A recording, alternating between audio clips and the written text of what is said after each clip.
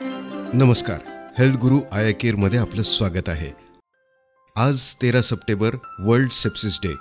हा दिवस सेप्सिस या जीवघेण्या आजाराविषयी जागरूकता निर्माण करण्यासाठी पाळला जातो। सेप्सिस म्हणजे शरीरात झालेले संसर्गावर शरीराची तीव्र व चुकीची प्रतिक्रिया। हा संसर्ग फुफ्फुस, लघवीचा मार्ग, पोट किंवा रक्तातून पसरू शकतो। वेळेत उपचार न मिळाल्यास सेप्सिसमुळे अवयव निकामी होऊ शकतात आणि रुग्णाचा जीवही धोक्यात येतो।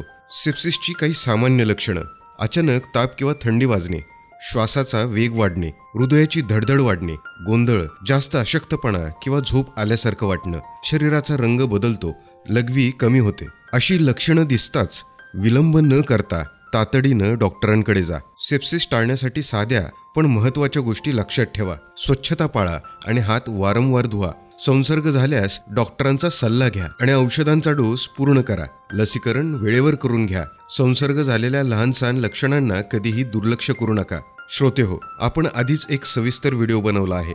नवजात शिशूमध्ये तीव्र जंतू संसर्ग, त्याची ओळख आणि प्रतिबंध हा सेप्सिसवरचा व्हिडिओ नक्की पहा, कारण नवजात बाळांमध्ये सेप्सिस अधिक गंभीर ठरतो। सेप्सिसबद्दल जागरूकता आणि वेळेत उपचार हीच जीव वाचवण्याची गुरुकिल्ली आहे। आजच्या वर्ल्ड सेप्सिस डे निमित्ताने आपण ठरवूया, स्वतःचं आणि आपल्या प्रियजनांचं आरोग्य जपूया। सबस्क्राइब करून हेल्थ गुरु आय केअर सोबत रहा, निरोगी रहा, सक्रिय रहा। धन्यवाद।